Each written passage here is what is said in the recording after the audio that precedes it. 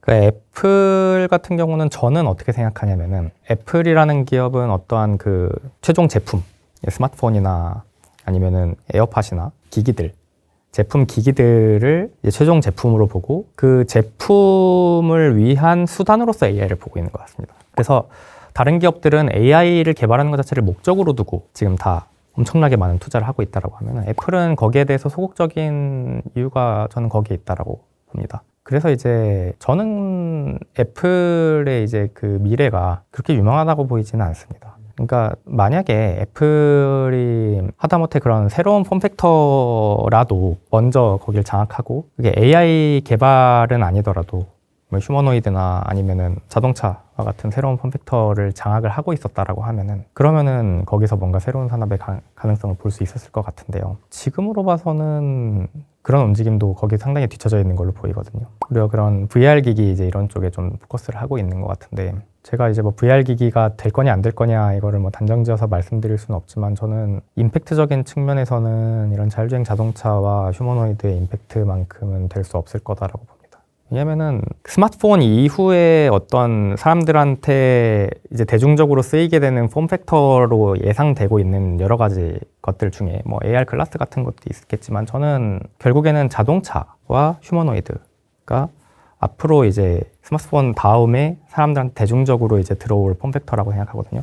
여기서 말하는 이 자동차는 물론 기존의 이제 자동차 회사들이 만들던 이런 형태 자동차가 아니라 완전 자율주행이 적용이 돼서 운전석이 필요 없어지는 그러면 이제 이거를 자동차라고 봐야 되는지 아니면 또 새로운 형태의 폼팩터라고 봐야 되는지 모르겠어요. 그 안에 있는 공간을 자유롭게 쓸 수 있기 때문에 거기다가 내가 업무 공간을 꾸밀 수도 있고 그 안에서 내가 뭐 화장을 할 수도 있고 자동차 이제 앞에 넓은 화면을 이용해서 뭔가 엔터테인먼트 할 수도 있겠죠. 게임이나 영화를 볼 수도 있을 거고 그 안에 있는 공간을 뭐 거기서 이제 밥을 먹는다든지 아니면은 뭐 거기서 아예 거기서 생활하게 될 수도 있죠. 이동형 집이 되는 거죠. 그러면 이제 집이라는 것, 거주라는 것 자체가 이제 한계를 넘어설 수도 있겠죠. 이제 그냥 이제 이동하는 동안에 뭐든지 할 수 있게 되는 거죠. 이제 그런 폼팩터가 되면은 거기에 이제 수반되는 엄청나게 많은 생태계들이 열릴 거거든요. 이제 그런 새로운 폼팩터들. 그 다음에 이제 휴머노이드라고 하는 로봇이죠. 로봇이 이제 실제로 가정마다 들어가게 될 수도 있죠. 그리고 이 자동차와 휴머노이드 로봇들이 이제 AI로 구동되는 이 휴머노이드 로봇들의 이런 폼팩터들이 기존의 이제 스마트폰의 생태계를 상당히 이제 그 따라 할 수 있는 부분들은 뭐냐면은 이 소프트웨어 생태계, 어플리케이션 생태계죠. 스마트폰이 단순히 기기를 팔아서 돈을 버는 건 아니잖아요. 애플이 스마트폰 생태계를 장악할 수 있었던 가장 결정적인 요인은 앱스토어에서 엄청나게 많은 어플리케이션들이 쏟아져 나오면서 거기에서 이제 그 발생되는 생태계가 아마 훨씬 더 클 겁니다. 실제로 거기서 이제 이익도 훨씬 더 많이 거두고 있을 거고. 그게 정확히 똑같이 그런 앞으로 이제 자율주행 자동차와 휴머노이드 생태계가 되면은 똑같이 나옵니다. 예를 들면 휴머노이드 로봇에 얘가 할 수 있는 스킬. 기존에는 예를 들면 한식만 할 수 있었는데 이제 중식 스킬을 다운받아야 될 수 있어요. 구독하는 거죠. 예를 들면 월 뭐 몇만 원 내고 이렇게 구독하는 이제 이런 생태계들이. 자동차도 마찬가지입니다. 자동차도 거기에서 이제 스마트폰을 완전히 대체할 수 있죠. 내가 이제 작은 화면으로 보는 게 아니라 그 큰 화면을 보면서 거기서 이제 일을 하고 게임을 하고 영화를 보고 스마트폰이 이렇게 엄청나게 큰 모바일 생태계를 만들었던 것처럼 똑같은 그런 어플리케이션 생태계를 만들어 갈 수 있습니다. 그 저희가 지금 이 피지컬 AI를 얘기하는 입장에서 인간만이 할 수 있는 영역을 찾아라라는 질문은 되게 어려운 질문이거든요. 왜냐면은 이게 지금은 아직 AI가 못하는 일들이 아직은 많이 있거든요. 네, 그래서 뭐 사실은 저기 뭐 단적으로 얘기해서 건설 현장에 가가지고 포대 옮기는 것조차도 지금 아직 로봇으로 못하잖아요. 로봇이 저기 CS 현장에서 막 데모하고 뭐 쿵푸하고 이런 건 되게 잘해 보여도 실제로 그러면은 링 위에서 격투를 한다라고 하면 그건 또 다른 얘기거든요. 실제 산업 현장에 가가지고 사람이 하고 있는 일을 대체한다? 그거는 아직 근데 빠르게 대체된단 말이에요. 지금 속도가 너무 빨라가지고 대표적으로 코딩 같은 경우도 지금 상당히 대체되고 있잖아요. 그게 이제 점점 더 대체되겠죠. 누구라도 이거를 나는 안전해라고 얘기할 수 있을까요? 1년 전까지만 해도 완전히 대학 졸업한 생 초보 코더들은 대체가 돼도 좀 예를 들면은 뭐 한 5, 6년 정도 한 그 팀장급은 아직 시니어 개발자들은 안전해 뭐 이랬다고 하면은 그게 영원히 그럴까요? 이제 1년만 지났는데도 엄청나게 올라오고 있거든요. 내가 지금 하고 있는 게 안전하다라는 그런 생각은 하지 않는 게 좋고요. 근데 이제 이건 좀 장기적으로 봐야 되잖아요. 장기적으로 봤을 때도 인간만 할 수 있는 일이라는 게 뭐가 남을까라고 이제 이렇게 하면은 가장 이제 오래 걸릴 것 같은 일은 AI를 만드는 일. 이거는 상당히 오랫동안 사람이 할 것 같아요. 이게 무슨 말이냐면은 AI랑 지금 사람의 가장 큰 차이를 하나 딱 꼽잖아요. 그거는 뭐냐면요. 배움입니다. 배우는 방법이 달라요. 사람은 지금 제가 얘기를 하는 동안에도 들으면서도 지금 여기 들으시는 분들이 배우고 계시거든요. 우리 인간의 뇌는 지금 내가 새로 접하는 정보들을 가지고 실시간으로 배웁니다. 그걸 이제 그 실시간 학습, 그 AI 쪽 용어에서는 continual learning 이제 이런 표현을 씁니다. 지속 학습이라는 그런 표현을 쓰는데요. 이 AI가 지속적으로 학습할 수 있게 하기 위한 연구를 지금 예전부터 계속 해왔지만 이걸 아직도 풀지 못하고 있습니다. 앞으로도 풀릴지 잘 몰라요. 그럼 지금 AI들은 뭐냐? 지금 AI들은요, 데이터를 엄청나게 많이 모아가지고 학습을 한번 합니다. 그런 다음에 그 학습한 걸 가지고 쓰는 거예요. 요즘 사람들이 많이 착각하는 게 내가 챗GPT를 지금 막 쓰면은 내가 지금 챗GPT한테 얘기하는 것들을 얘가 실시간으로 학습을 한다라고 생각하거든요. 그게 사실 그렇지 않습니다. 그러면 이제 저한테 이렇게 물어보세요. 아니, 챗GPT가 내가 방금 얘기한 거를 기억해가지고 답변하고 나에 대해서 얘가 파악을 하고 학습을 하고 있는 거 아니냐 이렇게 얘기를 하는데요. 그거는 실제로 AI 모델이 실시간으로 학습하고 있는 게 아니고요. 내가 얘기한 것들을 어딘가에 글을 적어가지고 정리를 해놓은 다음에 그 정리해놓은 것들을 매번 나랑 대화할 때마다 읽으면서 하는 겁니다. 완전히 다르죠. 그러니까 이를테면은 사람으로 치면은 내가 예를 들면 대학교 때까지 학습한 다음에 그 이후로는 내가 발전하는 게 하나도 없는 거예요. 예를 들면 이런 상태인 겁니다. 그거를 다시 그 대학교 수준에서 예를 들면은 사회생활 5년차 레벨로 올리려면은 그 5년차만큼의 데이터를 또 모아가지고 또 학습을 다시 시켜줘야 되는 거죠. 그게 지금 AI가 사람하고 가장 다른 결정적으로 다른 부분이고요. 실제로 AI에는 지금 이 실시간 학습을 하게 되면 어떤 문제가 생기냐. 기존에 얘가 알고 있던 거, 기존에 잘하던 것들을 까먹어버리는 파국적 망각이라는 게 있거든요. 실제로 지금 AI는 한번 데이터를 잘 만들어가지고 그 데이터 만드는 일을 누가 하겠습니까? 사람이 하는 거죠. 이 데이터셋을 잘 만들어가지고 한번 학습을 해서 그거를 활용하는 겁니다. 그럼 나중에 학습을 다시 할 때는 어떻게 하냐? 다시 데이터를 잘 만들어가지고 다시 학습을 합니다. 그러니까 우리가 소위 말하면은 AI가 쓸면 쓸수록 계속 성능이 높아지는 것 같다라는 건 뭐냐면 뒤에서 사람들이, 연구자들이 이 데이터를 한번 모아가지고 학습을 했잖아요. 그 다음 사람들이 막 쓰는 걸 보니까 이런 거를 얘가 잘 못하네. 그러면 이 잘 못하는 것들을 잘 모아가지고 이거를 데이터를 다시 만들어서 학습을 다시 시킵니다. 그래서 다시 학습시킨 거를 모델을 올려줘요. 그러면은 그거를 우리는 AI가 계속 똑똑해지고 있다 이렇게 느끼는 거예요. 실제로는 그게 실시간으로 계속 똑똑해지는 게 아니라 뒤에서 연구자들이 학습을 다시 시키고 있는 겁니다. 그 학습시키는 일들, 그러니까 AI를 만드는 일이라고 했죠. 그 AI를 만드는 일은 꽤 오랫동안 그래서 필요할 거다. 지금 나와 있는 AI들은 범용인공지능의 범주입니다. 그러니까 이 범용인공지능이라는 거는 뭐냐면은 그거는 이제 챗GPT 나오기 전과 후에 가장 크게 달라진 점이 그 부분인데요. 챗GPT가 나오기 전에 AI는 완전히 스페셜리스트 AI였어요. 무슨 말이냐면은 그 전에 나왔던 AI들은 다 뭐냐면은 얼굴 인식을 하는 AI는 얼굴 인식만 할 수 있습니다. 음성 인식을 하는 AI는 음성 인식만 할 수 있습니다. 사진에서 사람을 찾아내는 AI는 사람만 찾아낼 수 있었어요. 그 전에 AI는 그랬다는 거예요. 근데 챗GPT가 나온 이후의 AI는 챗GPT를 보시면은 이 하나의 AI인데요. 하나의 AI가 시도 쓰고, 그다음에 보고서도 쓸 수 있고, 그 다음에 사람이랑 대화도 할 수 있고, 상담도 해줄 수 있고, 그리고 요즘은 또 어떻게 됐나요? 사진을 보고 그 사진에 뭐가 있는지도 알아내죠. 그림을 그릴 수도 있죠. 거기에 이제 로봇이 붙었잖아요. 로봇이 붙어서 로봇을 조종할 수도 있습니다. 자동차 운전도 할 수 있습니다. 이게 바로 AGI, 범용인공지능이라는 개념이고요. 지금 AI가 범용인공지능이냐 아니냐 물어보면 지금 AI는 범용인공지능입니다. 범용인공지능의 방향성으로 가고 있고요. 그게 가장 큰 차이예요. 기존 챗GPT 나오기 전에 AI와 지금의 AI. 근데 범용인공지능이라고 해서 그래서 완전히 사람하고 똑같은 지능을 가지고 있냐? 아까 말씀드린 것처럼 기존에 이제 새로운 것들을 계속 받아들이면서 실시간으로 계속 성장할 수 있고 자기 스스로 계속 사고를 하면서 뭔가 계속 이제 그 똑똑해질 수 있는 이제 이런 지속적인 학습이라는 측면에서 아직 사람하고 다른 거죠.